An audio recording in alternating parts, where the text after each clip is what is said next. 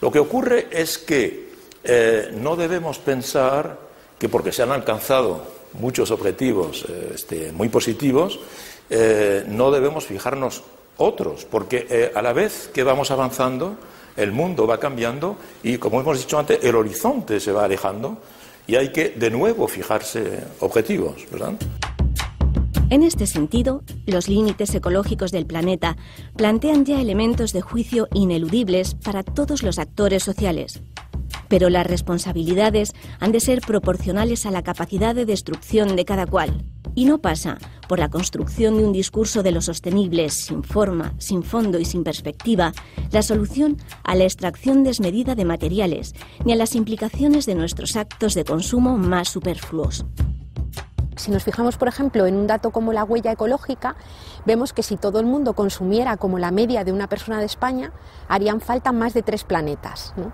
Entonces, si nos planteamos que tenemos como horizonte de justicia el que todas las personas puedan acceder a niveles básicos de supervivencia, es evidente que los países ricos que están usurpando una cantidad más grande de recursos de los que les proporcionan sus territorios no pueden continuar por la senda desarrollista y tendremos que pensar en otras alternativas.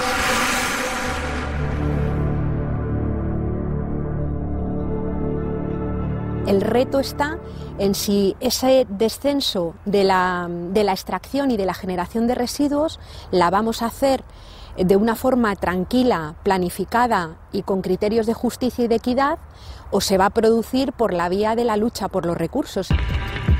El petróleo, los diamantes y el coltán, y más recientemente el agua, se han convertido en aliados estratégicos de las guerras por el poder, trazando nuevos modelos, en este caso, antiutópicos, de dominio, de conflicto y de desigualdad.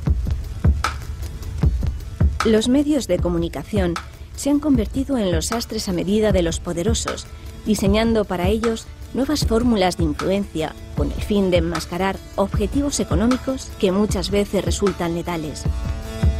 Los medios de comunicación hoy son un reflejo de la crisis actual, pero crisis de confianza, crisis económica, crisis política y crisis de cualquier tipo que hay. Los medios de comunicación que están reflejando esa crisis de una forma que se autofagocitan porque se repiten unos a otros. Esa falta de confianza que está habiendo en general en la sociedad hace que parezca que no se pueda cambiar la sociedad. Los medios de comunicación son los grandes cómplices de digamos, el avanzamiento de este proyecto de destrucción social. ¿Ah? Porque hoy día, esencialmente, los medios no piensan el bien de la colectividad. Lo que piensan es el interés de las empresas, de sus empresas. Porque la mayoría de los medios pertenecen a grandes grupos de comunicación, que son grandes empresas, a veces cotizadas en bolsa. Y por consiguiente sus intereses son que los mercados en los que ellos están incluidos funcionen, y no el interés de los ciudadanos. Entonces, tienen una voz que aparentemente es la voz de los sin voz, ¿verdad? Es la voz de la colectividad, pero en realidad es la voz de los mercados, es la voz de los amos. Se nos vende como que es necesario salvar el sistema financiero porque si no se hunde todo. Es decir, y esos son los medios de comunicación que de una forma machacona, de una forma diaria, nos están inculcando, mire usted, hay que salvar a los bancos.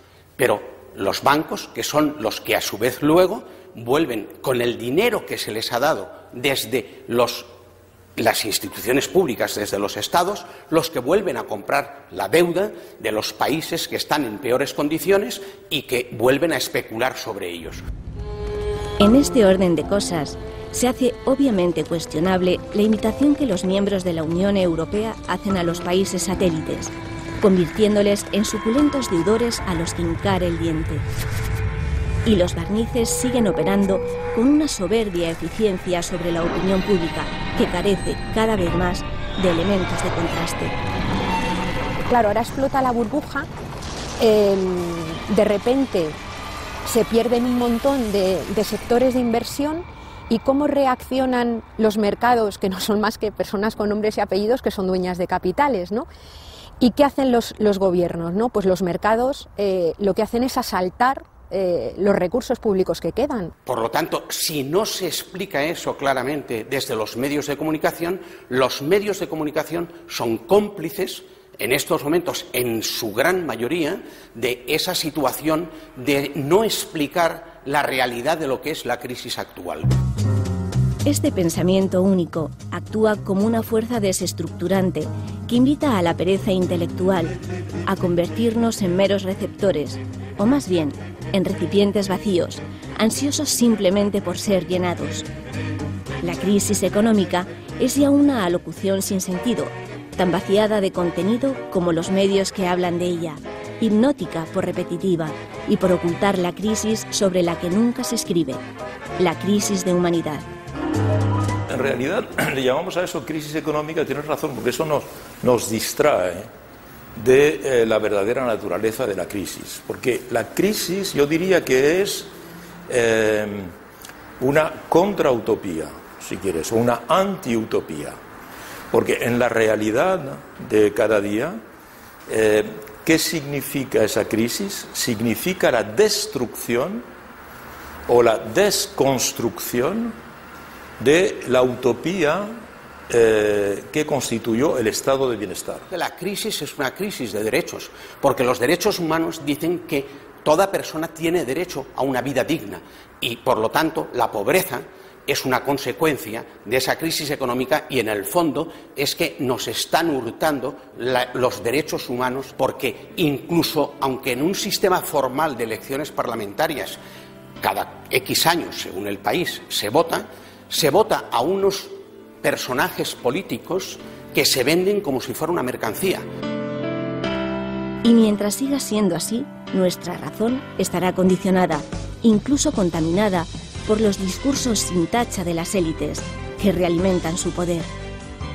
¿Cómo es posible que los estados tan pobres del final de la Segunda Guerra Mundial, estados semidestruidos por la guerra, empobrecidos, construyeron el estado de bienestar, y hoy que vivimos en estados súper ricos, entre los más ricos del mundo, hoy se nos diga que no se puede sostener el estado de bienestar y que haya que desmantelarlo? ¿Dónde está la lógica? ¿Quién lo puede entender? Imposible de entender, porque no es verdad, en realidad. Lo que pasa es que los mercados quieren mayores beneficios que nunca tuvieron, y mayor espacio hasta político que nunca tuvieron, que nunca se les permitió tener. Propuestas que hay para se hace preciso rescatar para todos los públicos otras líneas de pensamiento más acordes con el signo de estos tiempos. El pensamiento ecologista y el pensamiento feminista tienen mucho que aportar a esta confusión general. Yo creo que en su momento todo el pensamiento de la economía crítica mostró la tensión que existía entre el capital y el trabajo, ¿no? Yo creo que el feminismo ha ampliado esa tensión. ¿Por qué? Porque las mujeres, el 50% de la humanidad, que no por esencia, sino por el rol que el patriarcado les asignó, han cargado históricamente con un trabajo que es el trabajo doméstico, el trabajo de cuidados, que es absolutamente esencial para que pueda existir la vida humana. El mantenimiento de la vida, el bienestar y los cuidados, tres preocupaciones basales del pensamiento feminista, chocan de bruces con los valores materialistas de la acumulación y el beneficio. Orientarse hacia los fines sin importar los medios ni los procesos implicados tiene como contrapartida la negación de la vida de una grandísima parte de la humanidad. Por su parte, el pensamiento ecologista yo creo que ha mostrado, lleva planteando desde hace décadas la necesidad de alguna manera de reducir la esfera económica, que el planeta tiene límites, que no es posible continuar extrayendo, que se deterioran los ecosistemas y que es necesario aprender a vivir con menos, ¿no? Por tanto, creo que ambos pensamientos que colocan el cuidado de la vida en el centro son absolutamente sinérgicos y sus propuestas son imprescindibles para cambiar el mundo. Entretanto, la sociedad del conocimiento, que ha corrido paralela a la revolución tecnológica, nos garantiza 24 horas al día de conexión, no importa qué género de informaciones.